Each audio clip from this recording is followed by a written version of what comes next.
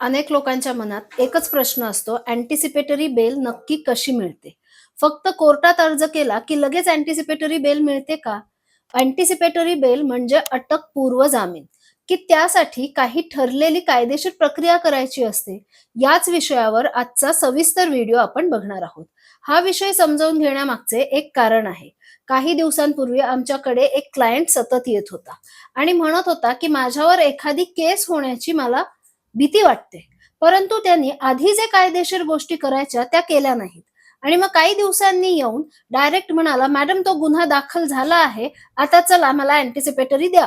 आणि मग ती घेतो आणि पोलिस स्टेशनला जातो. असं सहज आहे का?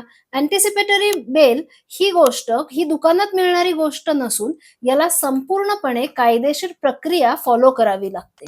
अटकपूर्व जामीन हा अटक होऊ नये म्हणून दिलेला असतो. समजावून घ्या, हा एक प्रकारचा जामीन आहे, जो तुम्हाला पोलिसांच्या विरुद्ध मिळतो. त्यामुळे इथे पोलिसांची देखील महत्वाची भूमिका असते.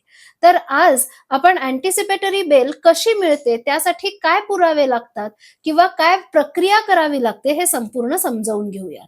यामधली सर्वात महत्वाची बाब म्हणजे अँटिसिपेटरी बेल तेव्हाच मिळते किंवा आपण तेव्हाच दावा दाखल करू शकतो जेव्हा तुमच्या विरुद्ध गुन्हा दाखल झालेला आहे. जर तुम्हाला फक्त भीती वाटते की नाही माझ्या विरुद्ध गुन्हा दाखल होऊ शकतो, तर तेव्हा मात्र तुम्ही दाखल करू शकत नाही. आता सर्वप्रथम तुमच्या ॲडव्होकेटला तुमच्या प्रकरणाची संपूर्ण आणि खरी माहिती देणे गरजेचे आहे. कोणती घटना घडली, तक्रार कशाबद्दल आहे, तुमच्याकडे कोणते पुरावे आहेत आणि तुमच्या विरोधात नेमके काय आरोप होऊ शकतात, हे सर्व गोष्टी वकिलांना सांगणे अत्यंत महत्वाचे असते. त्यानंतर तुमचे ॲडव्होकेट तुमच्या वतीने अँटिसिपेटरी बेल म्हणजे अटकपूर्व जामिनाचा अर्ज तयार करतात.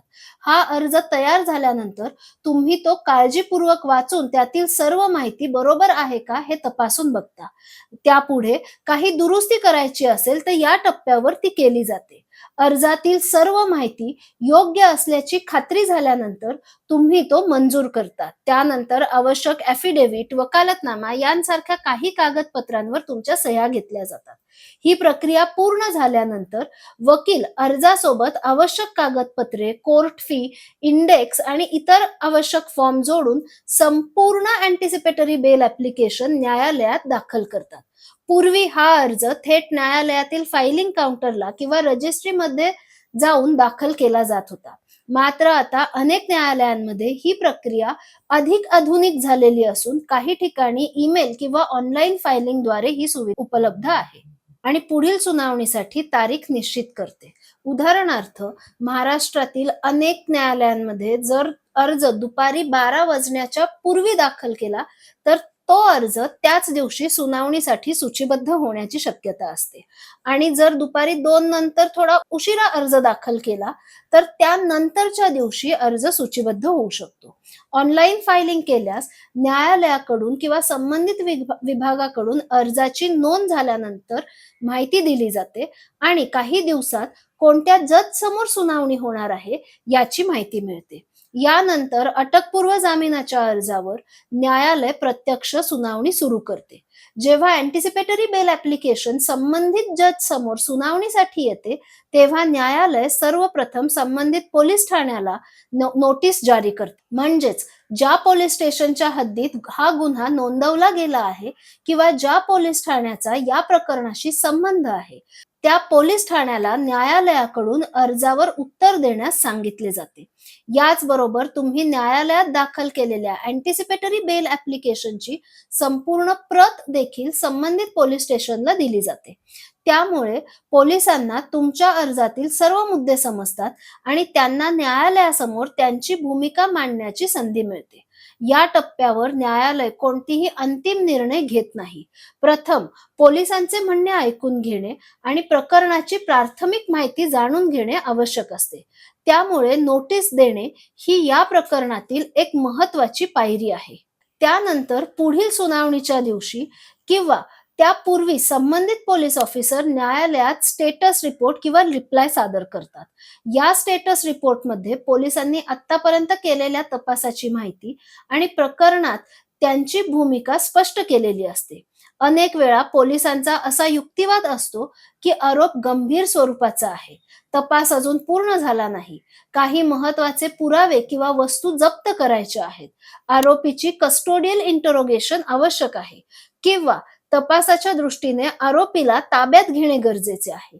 यामुळे या टप्प्यावर पोलीस सहसा अँटिसिपेटरी बेल देण्यास पूर्णपणे विरोध करतात आणि न्यायालयाला त्यामागील कारणे सांगतात. त्यानंतर न्यायालय दोन्ही बाजूंचे म्हणणे, उपलब्ध कागदपत्रे आणि प्रकरणातील परिस्थिती लक्षात घेऊन पुढील सुनावणीमध्ये अँटिसिपेटरी बेल द्यायची की नाही यावर विचार करण्यास सुरुवात करते.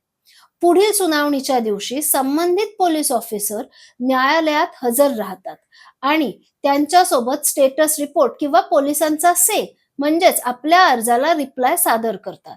बहुतेक वेळा या रिप्लायमध्ये पोलिसांची भूमिका जवळपास सारखीच दिसते.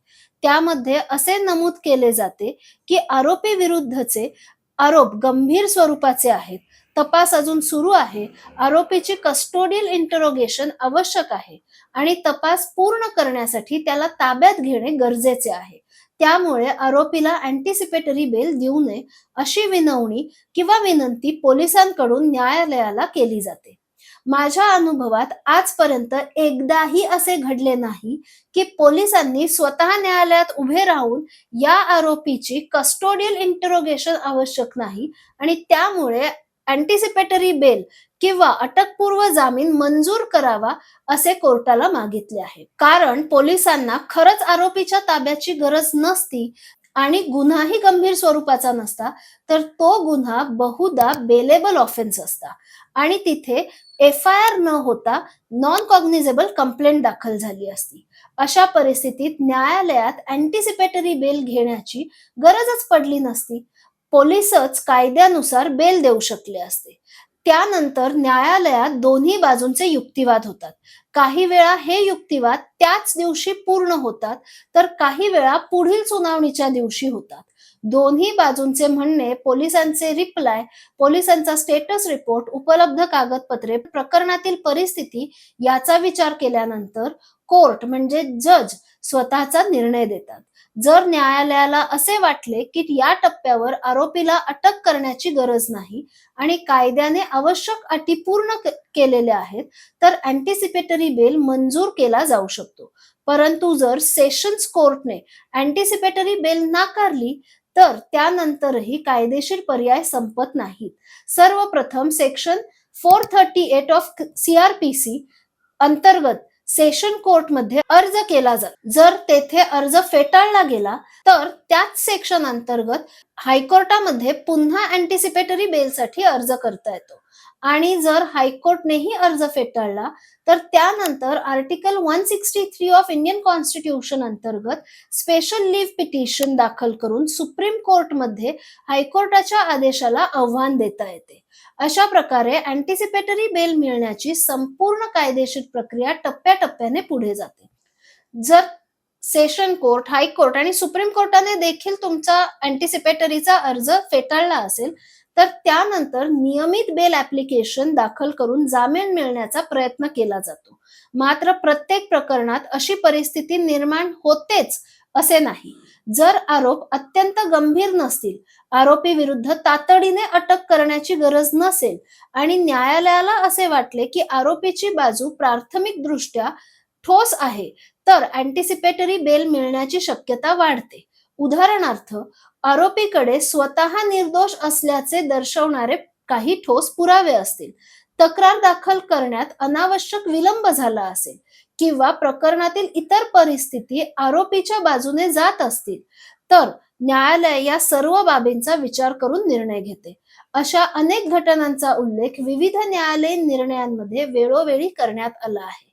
समजावून घ्या, अँटिसिपेटरी बेलच्या वेळेस तुम्हाला कुठले पुरावे द्यायचे आहेत, तर अटक का केली जाऊ नये यावर तुम्हाला पुरावे द्यायचे आहेत. मी हा गुन्हाच केला नाही, हा भाग ट्रायलचा आहे. अटक न करता देखील इन्व्हेस्टिगेशन कसे होऊ शकते आणि तुम्ही इन्व्हेस्टिगेशनला कशी मदत करणार आहात, अँटिसिपेटरी बेल केसमध्ये याचे पुरावे द्यायचे आहात. आता एक महत्वाची गोष्ट समजावून घ्या. अनेकांना असे वाटते की अँटिसिपेटरी बेलसाठी अर्ज केला की काही तासातच किंवा अगदी 1-2 दिवसात आदेश मिळतो. प्रत्यक्षात बहुतेक प्रकरणामध्ये ही प्रक्रिया थोडा वेळ घेते. अर्ज दाखल करणे, पोलिसांचे उत्तर येणे, दोन्ही बाजूंचे युक्तिवाद ऐकणे आणि त्यानंतर न्यायालयाने निर्णय देणे. या प्रक्रियेसाठी या टप्प्यांसाठी साधारण काही दिवसांचा कालावधी लागतो. मात्र दरम्यान आरोपीला अशी भीती वाटते की पोलीस तातडीने त्याला अटक करू शकतात. तर न्यायालयाकडे इंटेरिम प्रोटेक्शन मागण्याचा देखील पर्याय असतो. म्हणजे काय? तर अटकपूर्व जामीन मिळेपर्यंत आम्हाला प्रोटेक्शन दिलं जावं की आम्हाला पोलिसांनी अटक करू नये. अनेक वेळा पहिल्याच सुनावणीच्या दिवशी जर न्यायालयाला प्राथमिकदृष्ट्या आरोपीची बाजू विचार करण्यासारखी वाटली, तर अंतिम निर्णय होईपर्यंत इंटिरियम प्रोटेक्शन दिले जाऊ शकते. याचा अर्थ असा की पुढील सुनावणीपर्यंत आरोपीने तपासात पूर्ण सहकार्य करायचे, इन्व्हेस्टिगेटिंग ऑफिसर समोर हजर राहायचे, पण त्या काळात त्याला तत्काळ अटक केली जाणार नाही. अर्थात हे संरक्षण प्रत्येक प्रकरणात मिळेलच असं नाही. ते पूर्णपणे प्रकरणातील तथ्य, उपलब्ध पुरावे आणि न्यायालयाच्या समाधानावर अवलंबून असते. मात्र योग्य प्रकरणामध्ये इंटिरियम प्रोटेक्शन आरोपीसाठी अत्यंत महत्वाची भूमिका बजावते. कारण त्यामुळे तपासात सहकार्य करतानाही तत्काळ अटकेपासून संरक्षण मिळू शकते. थोडक्यात सांगायचे झाले तर अँटिसिपेटरी बेल मिळवण्याची संपूर्ण कायदेशीर प्रक्रिया आहे. ॲडव्होकेटकडे जाण्यापासून अर्ज दाखल होणे, न्यायालयात दाखल करणे, पोलिसांचे उत्तर, न्यायालयातील युक्तिवाद, आवश्यक असल्यास इंटिरियम प्रोटेक्शन, त्यानंतर अंतिम आदेश आणि गरज पडल्यास हायकोर्ट किंवा सुप्रीम कोर्ट पर्यंत जाण्याची प्रक्रिया. हे सर्व टप्पे कायद्यानुसार पार करावे लागतात. त्यामुळे अँटिसिपेटरी बेल ही तत्काळ मिळणारी गोष्ट नसून न्यायालय उपलब्ध तथ्य, पुरावे, कायदेशीर निकषांवर विचार करूनच त्याबाबत अंतिम निर्णय देत असते. त्यामुळे कायदेशीर बाबी अतिशय व्यवस्थित लक्षात घ्या. यामध्ये वकिलांकडे त्वरित जाणे हे खूप महत्वाचे असते. आजचा व्हिडिओ तुम्हाला कसा वाटला हे आम्हाला कमेंट बॉक्समध्ये नक्की कळवा. तसेच आमच्याशी थेट संपर्क साधायचा असेल तर डिस्क्रिप्शन बॉक्समध्ये आमचा नंबर दिलेला आहे. कृपया करून यावर डायरेक्ट कॉल न करता व्हॉट्सअप मेसेज करा व आमची तशी अपॉइंटमेंट घ्या. तसेच अजूनही तुम्ही जर आमचा व्हिडिओ लाईक केला नसेल, तसेच चॅनल सबस्क्राईब केलं नसेल तर ते त्वरित करा, म्हणजे असे कायदेशीर अपडेट तुम्हाला लगेच मिळतील.